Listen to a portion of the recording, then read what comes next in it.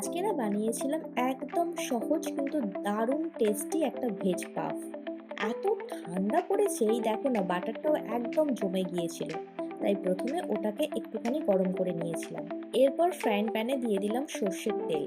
তেলটা গরম হওয়ার পর ওই তেলের মধ্যে দিয়ে দিলাম একটুখানি দারচিনি আর গোটা জিরে। আমার কিন্তু না গোটা জিরে খেতে খুব ভালো লাগে, জানো তো। বেশিরভাগ রান্নাতেই আমি এটা ব্যবহার করি। এরপর দিয়ে দিলাম পেঁয়াজ। এরপর দিলাম সামান্য একটুখানি চিনি। আর এইদিকে বাটারের সঙ্গে মিশিয়ে নিলাম অল্প সাদা তিল। বাটারের সঙ্গে সাদা তিলটা ভালো করে মিশিয়ে নিলাম। আর এইদিকে দেখো পেঁয়াজটাও না লাল লাল হয়ে এসেছে।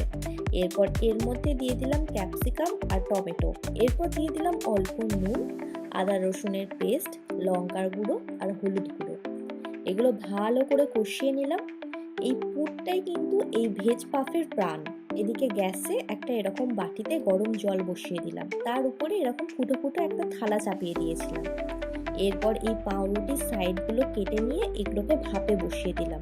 ভাপে কিন্তু মাত্র 10 সেকেন্ডের জন্যই আমি বসিয়েছিলাম। এরপর হালকা হাতে এই পাউরুটিগুলোকে একটুখানি বেলে নিয়েছিলাম।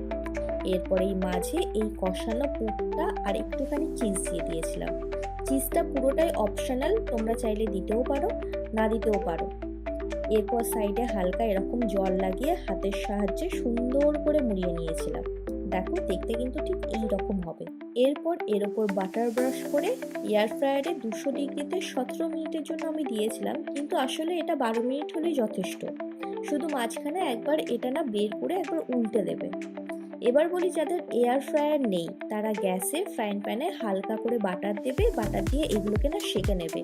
তাহলেও দেখবে কড়মড়ে হয়ে গেছে। দেখেছো কি সুন্দর কড়কড় করছে। খেতেও কিন্তু একদম জম্পেশ হয়েছিল। মাঝে মাঝে মুখের স্বাদ বদলানোটা দরকার, তাই না?